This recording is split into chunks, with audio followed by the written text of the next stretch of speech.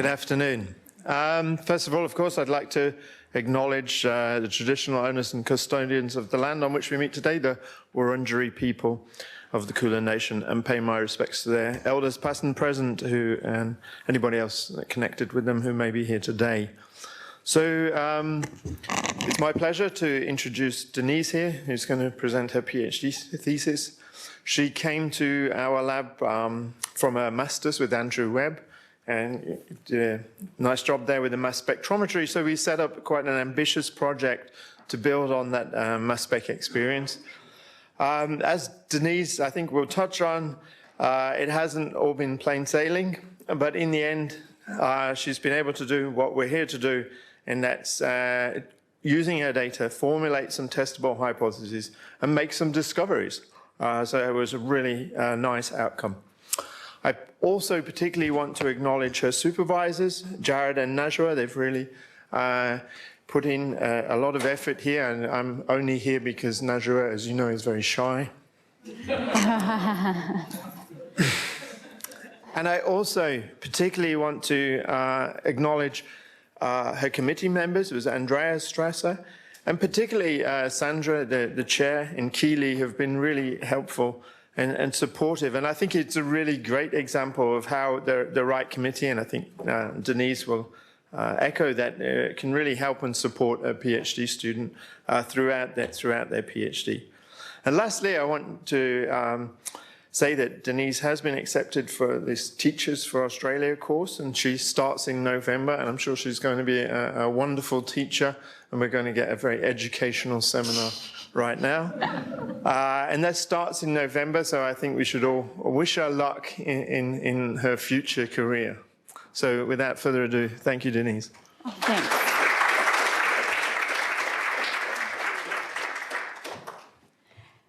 Thanks, John, and thanks everyone for coming to my completion seminar.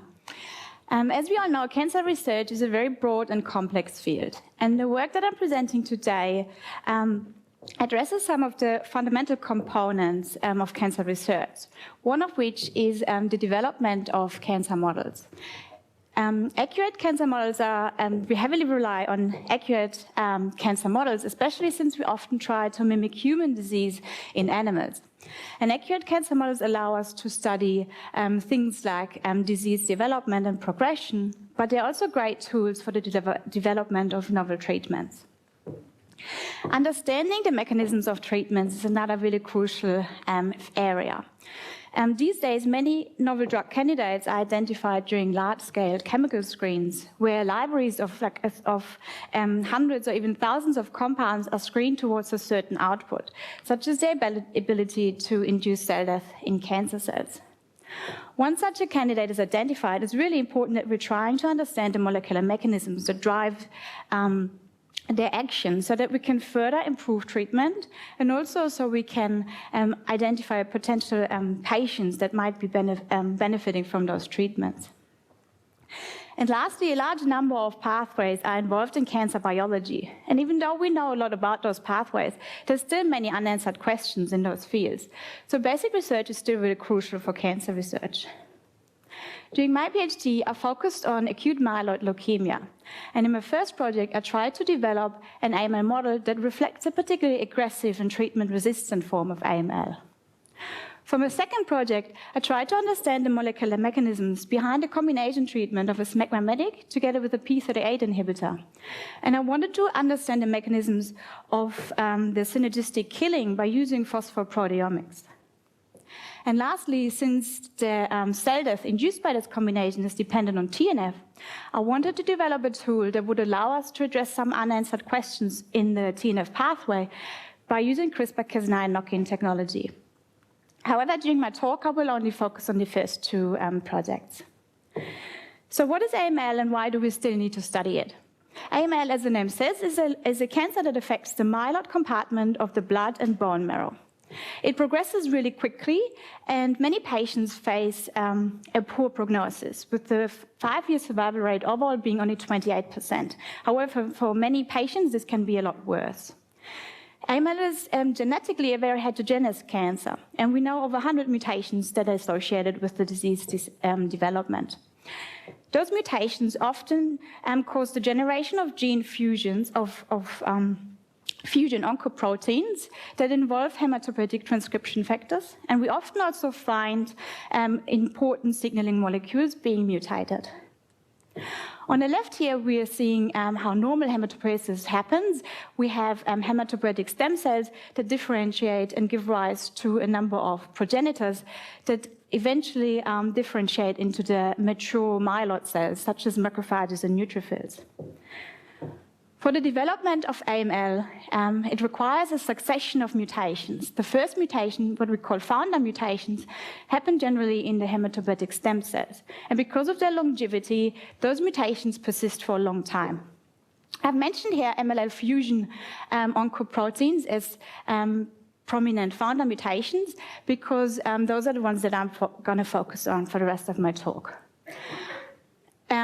These founder mutations can lead to the generation of pre-leukemic cells, and those pre-leukemic cells at any point can acquire additional mutations, which we call driver mutations. Upon these mutation, cells can now be transformed and give rise to AML. Some prominent driver mutations are mutations in the signaling molecules NRAS and KRAS, as well as the receptor FLT3. The way we're modeling AML in mice is by taking E14 fetal liver cells and virally infecting them with either one oncogene or a combination of oncogenes. And the reason why we're taking the fetal liver cells is because at that time they're harboring the hematopoietic system. So they're a really good source of hematopoietic stem and progenitor cells. We are then injecting those cells into lethally or sublethally irradiated mice, where those fetal liver cells can then repopulate the bone marrow. And after a certain latency, which depends on the oncogene that you're using, these mice will develop AML. We can then harvest the leukemic cells from the bone marrow and keep them in culture, or we can inject them into recipient mice where they will generate secondary AMLs. When Johannes Suber in Austria developed many of the models that we're using today, he showed that the oncogene-specific disease pathology that we see in humans can be replicated in mice. So what we're seeing here is two combinations of oncogenes. We have an MLL translocation together with mutated NRAS, and MLL translocations are generally associated with a poorer prognosis and a poor response to treatment. The other mutation is AML1-ETO together with NRAS, which generally is a more favorable prognosis and response to treatment. When mice developed AMLs driven by the MLL translocation, you can see that the onset of the disease was really rapid, and treating those mice with chemotherapy didn't rescue them. However, when we're looking at AML1-ETO, we can see that disease progress was a lot slower, and mice could be drastically rescued with chemotherapy. So what we saw in human patients could be reflected in mice. And even though these models have been really helpful for us, the translation of novel treatments has actually not been very successful. And many believe that one of the reasons why is that the models we're using are actually still not good enough. So from a first project, we decided to generate an AML model that reflects a particularly aggressive and treatment-resistant form of AML by overexpressing the transcription factor EV1 together with the oncogene MLL-AF9. The reason we chose to express EV1 is because its role in AML has actually been studied really well. So here this group screened a cohort of about 200 AML patients, all harboring a MLL translocation, for additional mutations as well as the expression of EV1. So all we are interested about is this row that represents EV1 expression. So each rectangle represents one patient, where a gray rectangle is a patient with low levels of EV1, and a rectangle is a patient with high levels of EV1. So what they found is that in MLL-rearranged AMLs, actually 40% of patients overexpressed this transcription factor. And more importantly, this group, when they separated patients according to their EV1 expression level into EV1 low and EV1 high patients, they found that high EV1 expression correlated with a very poor outcome. So they defined EV1 as a marker for poor prognosis. EV1 has also been found to play a role in AML in mice. So this Japanese group, they wanted to study the role of EV1 in AML. So they overexpressed EV1 with the oncogene HOXA9 mice 1. And as you can see, EV1 expression led to a significant acceleration of the disease onset. And here a group worked with an MLL-AF9 mouse cell line, which has an inherently high expression of EV1. And when they knocked down EV1 with siRNA and then transplanted those cells into mice, they found that mice were either rescued or their survival was prolonged significantly, which means that here EV1 was a driver of AML. So taking all this data together, we thought there was a good case for making such a model. And before I show the data, I want to quickly talk about the challenges that are faced generating this model. So my first approach, I took two expression constructs. The MLL-AF9 had a cherry marker, and my EV1 vector had a GFP marker. I just co-infected fetal liver cells with both constructs and then injected those into mice. And we thought that if EV1 gives them cells a proliferative advantage, we would automatically see enrichment of double positive AMLs in the mice. But that's not what I saw. So when I infected fetal liver cells with a 1-to-1 viral ratio, none of the mice developed EV1 expressing AML. So we decided to infect the fetal liver cells with higher ratios of EV1 virus, and so infected them with twice, 4 times, or 6 times as much viral supernatant. And by doing that, I managed to develop some EV1 positive AMLs in about half of the mice. To further increase the numbers, I also tried a different approach where I first infected fetal liver cells with just EV1 and sorted for GFP, and then infecting them with AF9 before injecting those cells into the mice. And by doing that, only 3 mice actually got sick, but all 3 expressed EV1 in their leukemic cells. Just to show you how I analyzed the leukemic cells for EV1 expression. So here we have the FACS panel of 6 mice. And we can see that 3 of these mice, so we have M-cherry for the marker of AF9, they all express AF9, and only 3 of those mice express EV1 to at least some degree. And because EV1 has a flag tag, I can also look at it on the protein level, and the levels that are detected through Western blot also correlated with the intensity of GFP that I saw. So what we noticed here is that we can actually so EV1 positive and EV1 negative leukemic cells can coexist within the same AML. So our first hypothesis was that if EV1 causes a more aggressive form of leukemia, what we might see is an acceleration in the disease onset, and also maybe a more severe disease phenotype. So looking at the survival curve, I first want to point to the green line, which represents the mice that were injected with cells infected with only EV1. So these mice do not develop AML, but they develop myelodysplastic syndrome, which has been described before. So I could replicate what has been published already. Now, if we're looking for the survival curves for the leukemic mice, we can't see an acceleration driven by EV1 expression. I also generated secondary AMLs by injecting fetal livers and by injecting leukemic cells into recipient mice. And all the secondary AMLs also expressed EV1 to similar degrees, and I can also detect that via Western blot. But looking at the survival curve again, EV1, MLL-AF9 EV1s here in blue did not lead to an acceleration of the disease onset. To determine the disease phenotype with AML, what I was looking for was an increase in the infiltration of the liver and the spleen with leukemic cells, which would lead to a greater increase in their weight. So I compared the weight of the spleen and livers, and I could not see a significant difference in the EV1 expressing AMLs. So it didn't seem that EV1 affected organ infiltration. Another marker for disease burden is the accumulation of leukemic cells in the blood, which will lead to a greater number of white blood cell count detected. But again, EB1 expression didn't increase this number significantly. And lastly, because of the accumulation of leukemic cells, we have an impairment of healthy hematopoiesis, which leads to a reduction in platelet numbers. And here's where I see a significant difference in the EB1 expressing AMLs.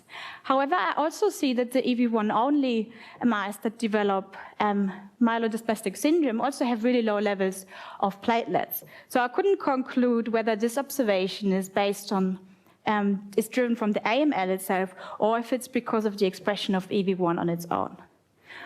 But altogether, I did not see any evidence for more severe disease phenotype. So our first hypothesis wasn't confirmed. My second hypothesis was that maybe EB1 expression changes the morphology of leukemic cells and also the immunophenotype. And the reason why I believe that was that EB1 expression is actually a hematopoietic, EB1 is actually a hematopoietic transcription factor, and it's highly expressed in hematopoietic stem cells, where it confers cell renewal and repopulation ability. Overexpression of EB1 has also been shown to block differentiation. So I thought maybe EB1 expression can affect which cell type is becoming transformed, and also upon transformation, maybe high levels of EB1 can impact how these cells differentiate. To determine the morphology of the leukemic cells, I did a cytospin of the bone marrow and then an MGG stain. And what we can see is that what we can see is we look at the morphology of the leukemic cells, and what we can see is this folding of the nucleus, which gives them like a monocytic appearance. So we'd probably call this a monocytic AML, which AF9 has actually been known to generate. However, when we compare all of our samples, we see this morphology appearing in all our samples, so EB1 did not affect the morphology of the leukemic cells. To determine the immunophenotype, I looked at the expression of a number of cell surface markers that are commonly expressed on leukemic cells.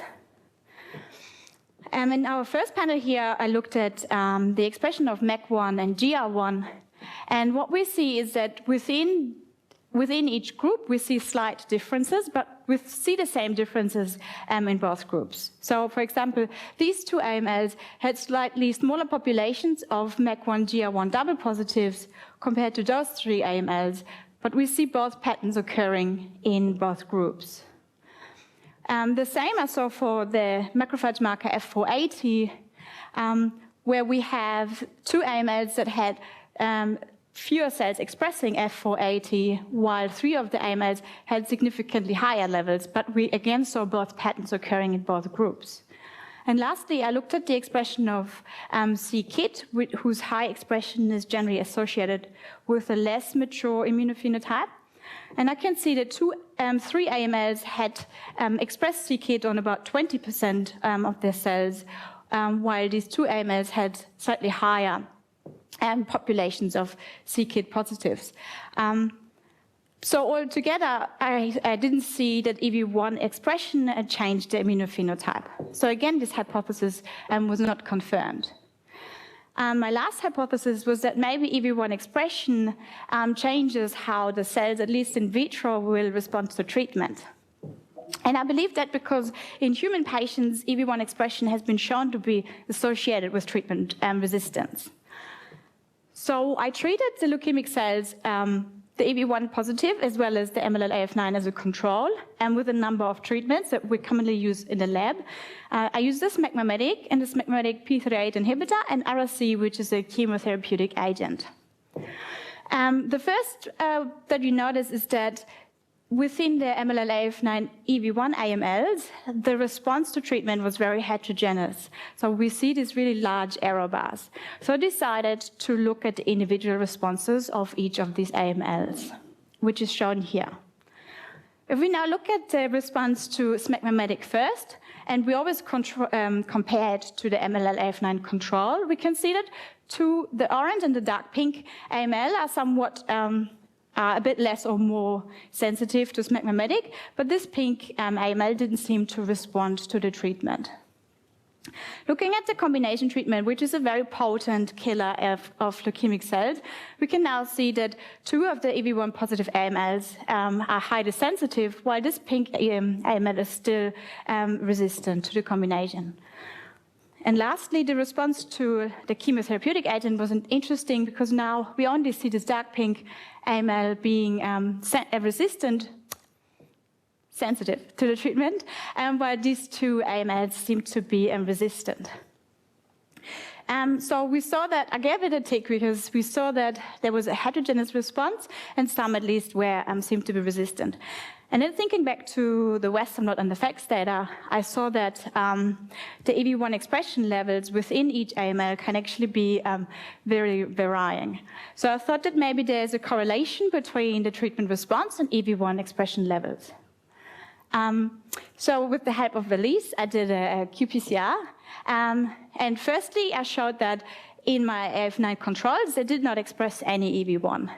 And in the EV1 positive AMLs, we have the levels really vary greatly. And if we now compare that to the treatment response, we can see that this orange AML, which has sort of intermediate levels of EV1 expression, was sensitive to smegmatic and the combination, but it was resistant to chemotherapy.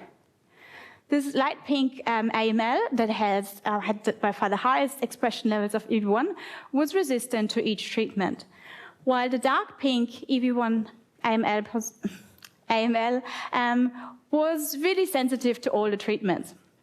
So what we saw was that there seemed to be a positive correlation between treatment response and EV1 expression levels. So to sum up this project, I was not able to consistently generate EV1 expressing AMLs, and even if I did get double positive AMLs, the EV1 levels could vary so much that it wouldn't be possible to standardize this model. So what we know is that in humans, high EV1 expression is associated with a poor prognosis and a more aggressive AML and a poor response to treatment. What I showed in the mouse is that at least in the MLL-AF9 model, the EV1 expression didn't change the severity of the AML.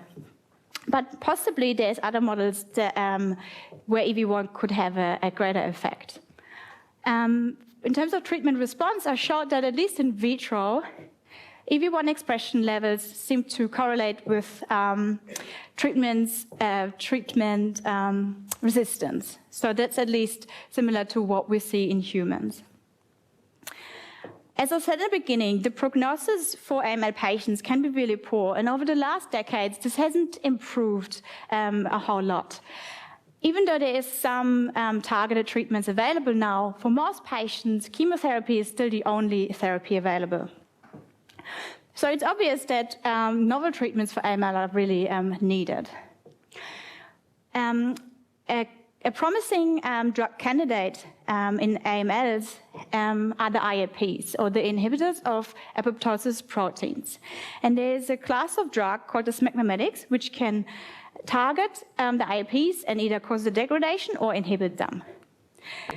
Smegmametics in combination with either chemotherapy or with more targeted drugs like a caspase-8 inhibitor or P38 inhibitor has been shown to be have a great potential in killing leukemic cells, and also in vivo models has been shown to be able to cure leukemia in those mice. And it's this last combination that I will be talking about now, because studying this was my second project. So to understand how smegmametics can induce cell death, I have to tell you about the TNF pathway.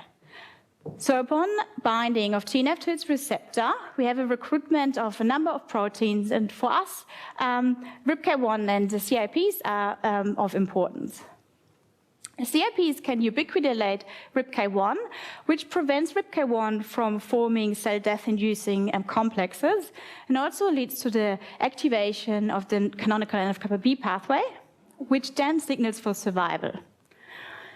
Smegmametics can can cause the degradation of the IPs through the proteasome, which then leads to RIPK1 not becoming ubiquitinated. And instead, it can form cell death-inducing complexes that can lead to either apoptosis or, in the absence of caspase-8, to necroptosis.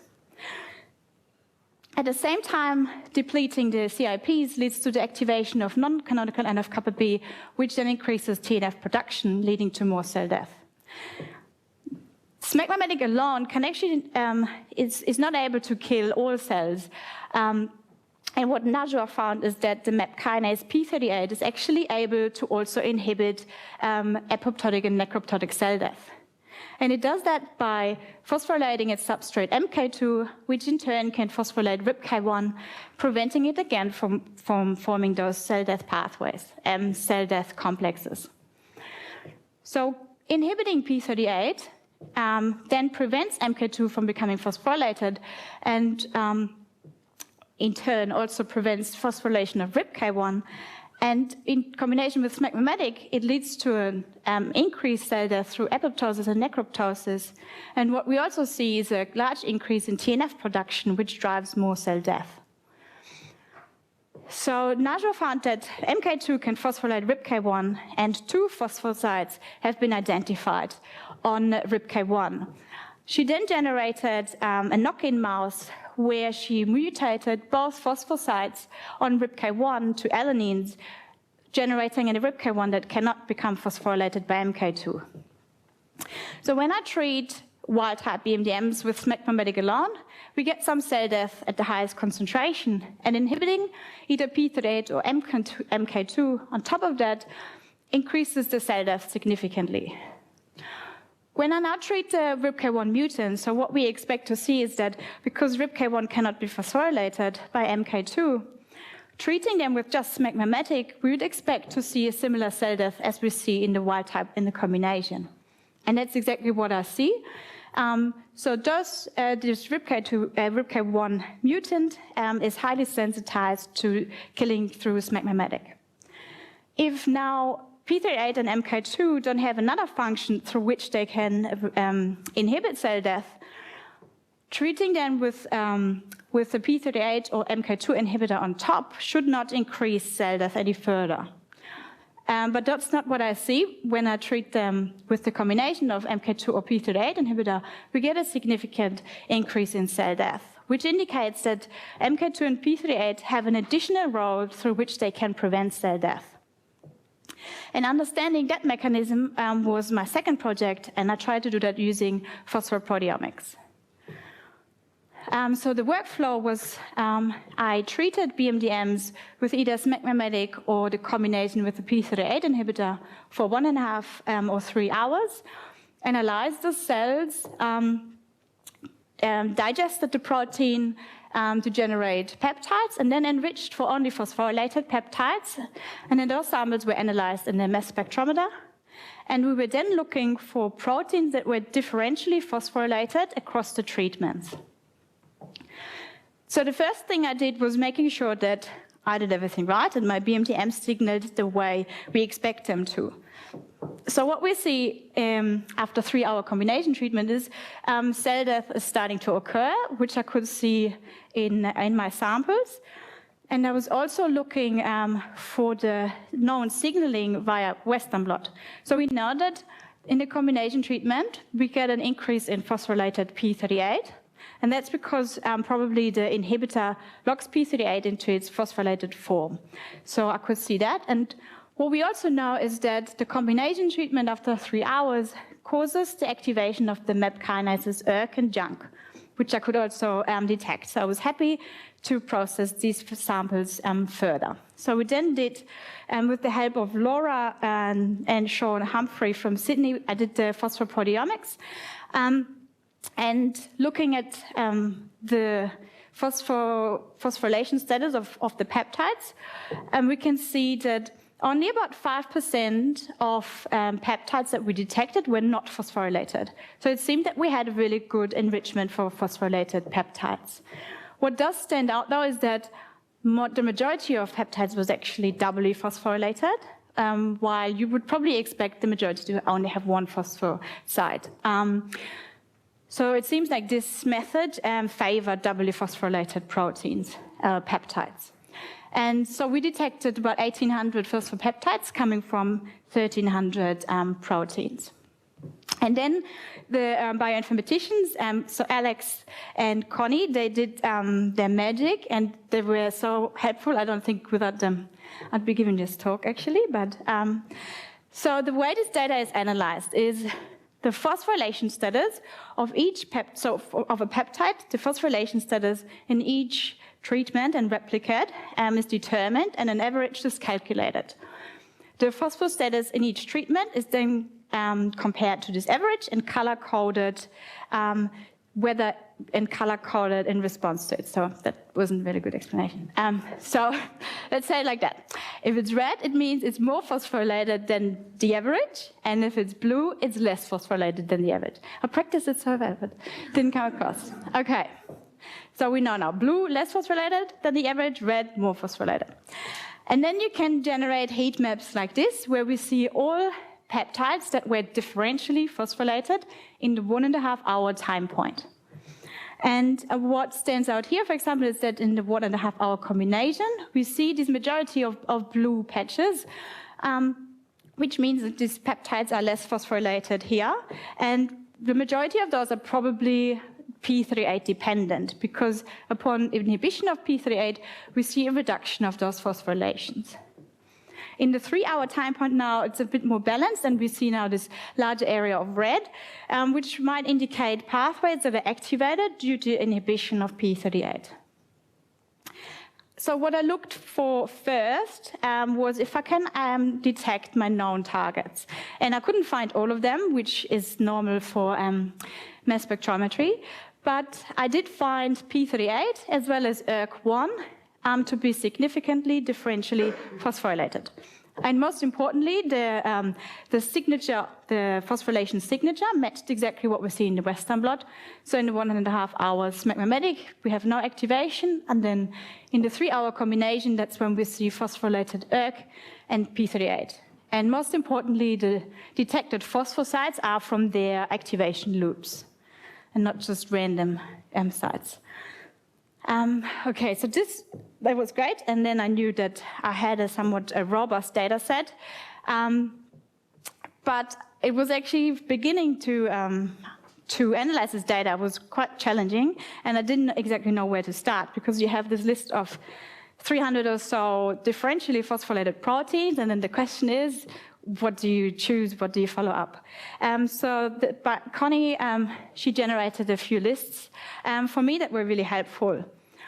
So one list that was helpful was looking at the proteins that were more significant, differentially phosphorylated. And you can visualize that with a volcano plot, or I generated those tables where, again, when a protein is coded red, that means in the combination treatment, it was more phosphorylated, and we can see the log fold change as well. And when it's blue, it means in the combination, it was less phosphorylated. Another really helpful analysis was the KEC pathway analysis, where we're looking for KEC pathways that are overrepresented in my data set. And here, for example, we have a table of the top 10 KEC pathways that were differentially phosphorylated. And because I know I'm looking for biological processes that are involved in cell death, cell survival, and also in TNF expression, I had a lead as in what proteins to look for.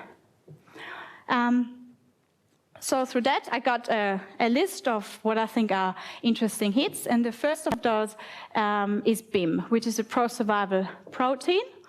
And I found it to be phosphorylated in the smegmatic treated cells.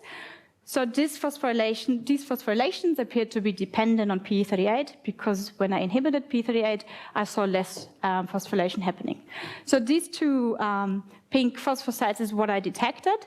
Both of them have been reported before in mice, but there was no known function. What I found interesting was that this S82 actually had the MK2 motif, which is a relatively rare motif, and it would make sense because upon P38 inhibition, we don't see this happening. The corresponding human phosphosite is known and is known to be phosphorylated by AKT, and it's an inhibitory phosphosite. So I thought that maybe it's the same in mouse, and what we see is that BIM is inhibited in smegmatic treated cells, and then on the other hand, it's active in the combination treatment. So maybe I could see any evidence for intrinsic apoptosis. So I looked for cleaved caspase-9 as an indicator for intrinsic apoptosis happening, and we see some evidence that caspase-9 is cleaved in the combination treatment. However, I know that the majority of cell death that we're seeing is TNF dependent, and so it's an extrinsic apoptosis that we're looking for. So I didn't believe that intrinsic apoptosis is a really important factor here, but I still think that it might be interesting to follow up if MK2 can really inhibit BIM. When I looked for cell survival pathways that were overrepresented, I found that the PI3K-AKT-mTOR pathway was overrepresented in smegmatic treated cells, so their phosphorylations again appeared to be dependent on P38. And I will talk about this pathway more in a moment. I also found a number of SARC family proteins to be more phosphorylated in the smegmatic treated cells. For example, I found Fib and EVIL to be more phosphorylated in smegmatic treated cells. And even though those are probably not the most well-known proteins, both of them interact with BIM and LIN. With Lin and Fin as well. So I thought maybe it's worth looking into whether Lin is activated in the smegmatic treated cells, which could lead to cell survival. And looking for phosphorylated Lin, this is active Lin, I had some evidence that it is reduced in the combination treatment, but this data was actually not very consistent. So at this point, I decided to not follow up this lead. However, I still think that there's a case for SARC family proteins to play a role in our treatment. I also found a number of regulators of TNF expression. I found CD84, which is a positive regulator of TNF expression. So that is actually more phosphorylated upon P38 inhibition, while two negative regulators are less phosphorylated in our combination treatment. And if we imagine that phosphorylation indicates that they're active, then that would match with our data, or the data of Niche, that treating BMDMs with this is a P38 inhibitor and this is smegmatic. In the combination treatment, we get a huge increase of TNF expression. So it would be interesting to follow up if any of those regulators are responsible for the effect that we are seeing. So my favorite hit is the CSF1 receptor. And I followed that up because I found it to be represented in the top 20 most significant differentially phosphorylated proteins, where I found it to be more than fourfold increased in the combination treatment. And looking at the top 10 KEC pathways, I also found that it was represented in 2 of those pathways. While I believe that the PI3K-AKT signaling pathway is probably of interest. So CSF1 receptor is expressed on macrophages, and it's a tyrosine protein kinase, and it's a receptor for CSF1 and IL-34. It has a lot of functions in macrophage, not differentiation, proliferation, and it also regulates survival by directly activating AKT signaling. So here at this, Naz helped me making a nice figure for this. So the pink phosphosites, again, are the ones that I identified. And to get an idea of if a phosphosite is of any functional significance, it's worth looking at whether they are conserved across species. So what I found is that all 4 of those phosphosites, at least in human and rat CSF1, they are actually conserved. And you can see that these two phosphosites have been reported before, but they have no known function, while these two phosphosites actually have never been reported. So those two are novel phosphosites. And then looking at the structure of CSF1 receptor, you see that this tyrosine here is crucial for its activity. And I just pictured that these phosphosites around it might actually inhibit the phosphorylation of this tyrosine to occur, and therefore these 4 phosphosites might inhibit CSF1 receptor activity. So then I thought, if that's true, then if I treated cells with a CSF1 receptor inhibitor together with SMAC-mimetic, I might see an increase in cell death. And luckily, Caleb Dawson, he had such an inhibitor for me, a monoclonal antibody. And what I found is, especially after 24 hours, when I treated cells, this is SMAC-mimetic only, when I treat them on top with the CSF1 receptor inhibitor, I get a significant increase in cell death. So finally, one of my hypotheses was actually confirmed. So looking at this tyrosine and the role of it, you can see that it's required for the activation of AKT. So I thought then, well, if this tyrosine really can't get phosphorylated in the combination treatment, maybe we see that AKT is less active in those samples. So I probed for phospho-AKT, and the difference was really striking. In our combination treatment, especially after an hour and a half, we see a significant reduction in AKT phosphorylation. That difference was still visible after 3 hours, but a bit less prominent, while total AKT levels were remaining the same. So again, I did something right. And then my last hypothesis was that maybe that means that in cells treated with SMAC-mimetic, so P38 somehow leads to the activation of the PI3K-AKT pathway, which then causes them to survive. And I might be able to find some downstream targets of this pathway in my phospho data. So here we see like a simplified version of the PI3K-AKT-mTOR pathway, where PI3K can get activated by a receptor tyrosine kinase, and it leads to succession of phosphorylations, including the mTOR complex 1. And finally, we get activation of ribosomal protein S6, as well as a translation initiation factor, and those then signal for survival by initiating the translation of pro-survival proteins. Now, looking in my phospho data in the combination treatment, I indicated all the phosphorylation events that I see that are changed in my combination treatment. So everything that has an X means that it's a lot less phosphorylated in the combination treatment. So all these phosphorylations are dependent on P38. And it's especially those two, the most downstream targets that you can see are less phosphorylated by 5 to 6-fold.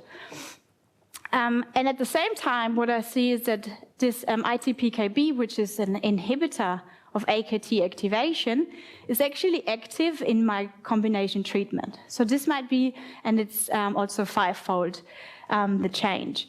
So this might be another way through which AKT is suppressed. So from that, I concluded that in SMAC-mimetic treated cells, the PI3K-AKT-mTOR pathway is active, which leads to cell survival, but this activation is dependent on P38. And inhibiting P38 deactivates this pathway, which then allows the increase of cell death to happen. So to conclude this project, phosphoproteomics is a really cool and powerful tool that allows you to study complex signaling events. It's a really good tool to get a better idea of signaling events that are involved in drug resistance. And as I just said, I think that maybe through CSF1 receptor, but probably through other ways as well, we have the activation of the PI3K-AKT survival pathway, which is dependent on P38. And when we inhibit P38, that's when we can see an increased cell death, because those survival pathways are not active. So following up hits from such a screen is actually really time-consuming and can be expensive as well. because a lot of the phosphosites are actually not reported yet, or at least they don't have a function, so you don't even get an antibody. And it's really hard to, as I said, follow them up, especially if you don't have an inhibitor.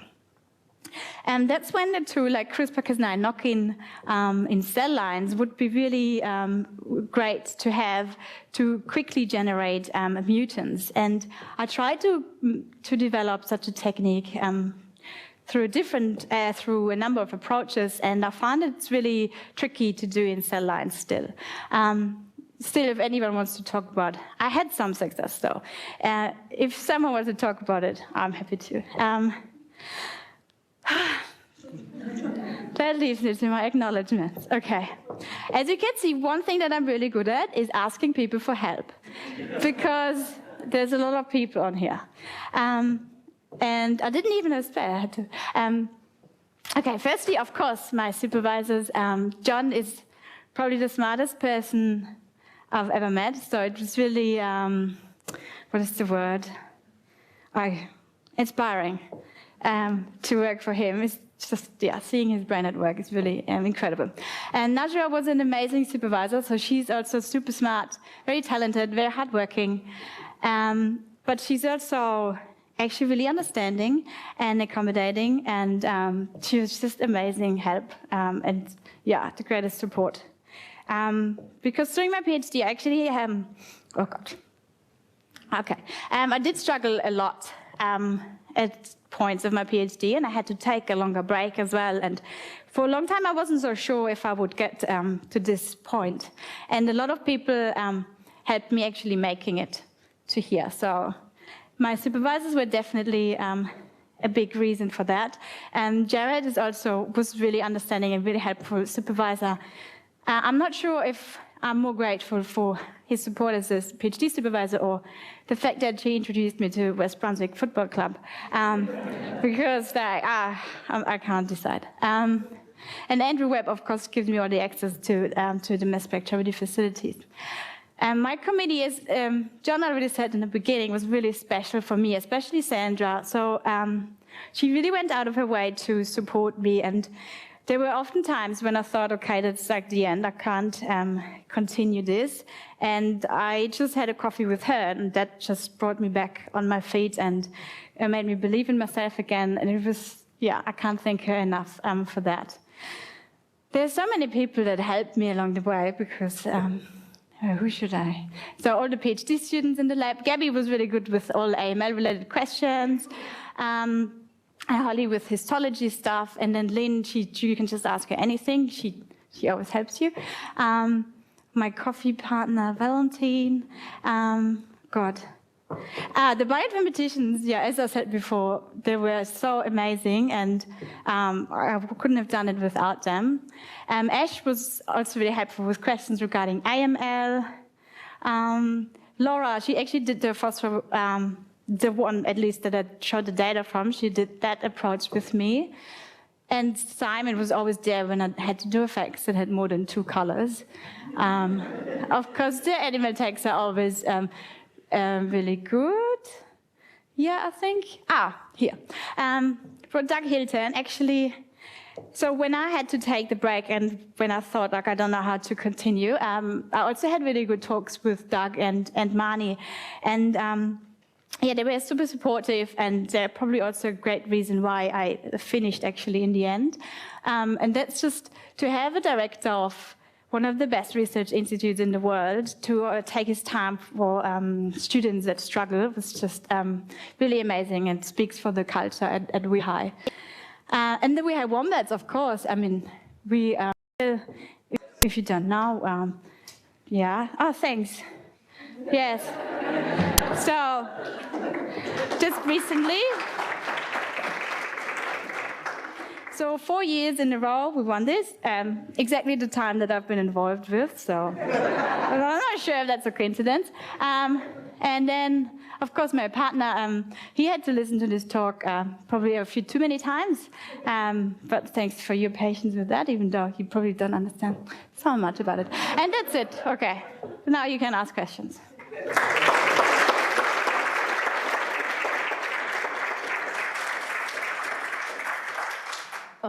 That was a very nice seminar. Well done, Thanks. Denise. Do we have any questions? Do we have any people that want me to throw this at them? Or we can just shout, because I think that would work.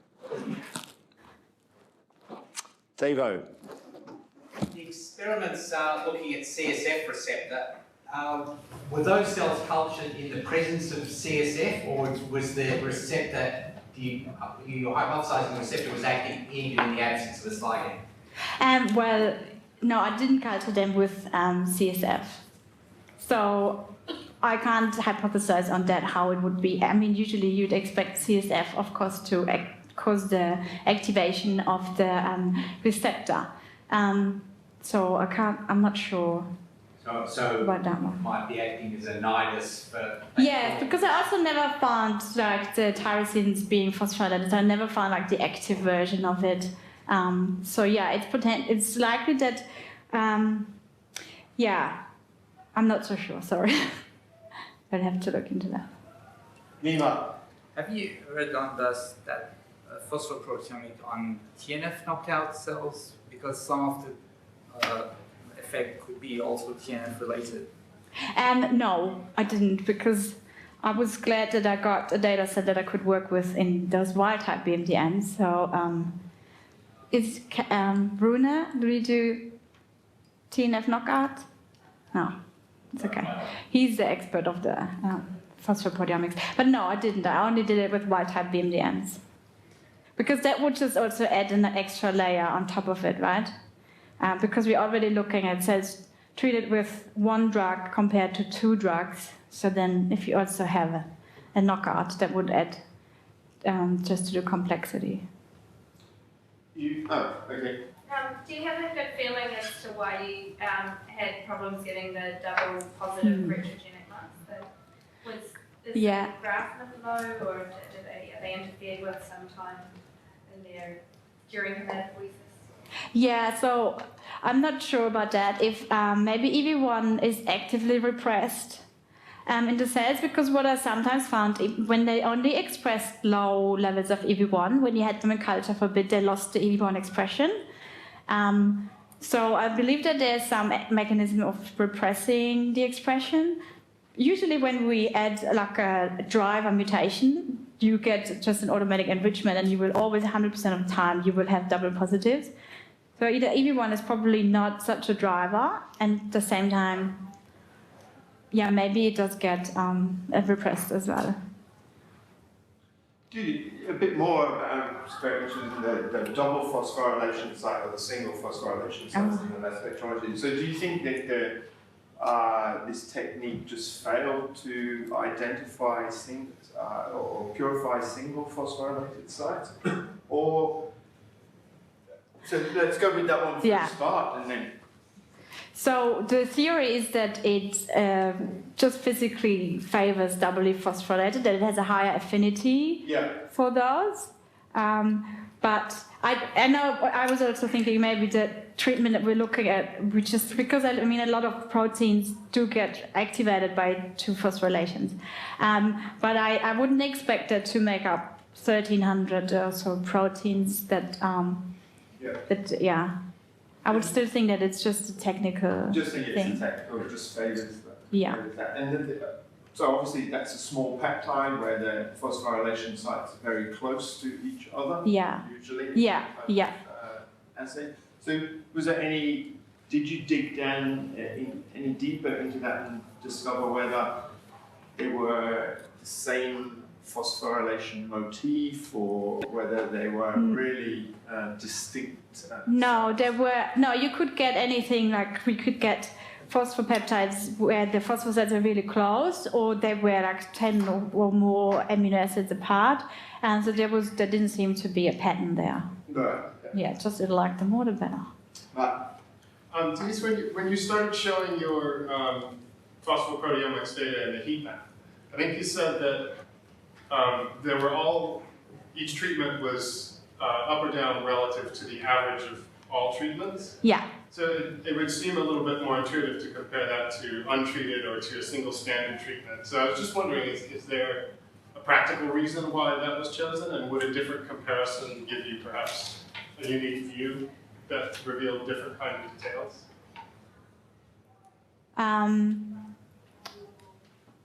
I'm not sure I understand the question, I'm sorry. Well, the heat map is showing everything is up or down relative to the average of all treatments. Yeah. Which it strikes me as a bit more intuitive if you showed things as up or down relative to untreated or relative to a single standard reference treatment. And I just wondered if looking at those data a different way would perhaps reveal some different details. Okay. For that, I must say that's a method that's chosen by bioinformatician. I see Connie there. So with that, I really don't. I'm not sure what the answer would be to that, because I didn't. Yeah, that was a approach that was chosen, and I think there would be probably a good reason to do it that way. But I don't know. Do you know any more, Jared? Or I mean, is it a significance thing, or? You can try any of the approaches. It's not a bad approach. It's something we often try as well as the normalized approach to Okay.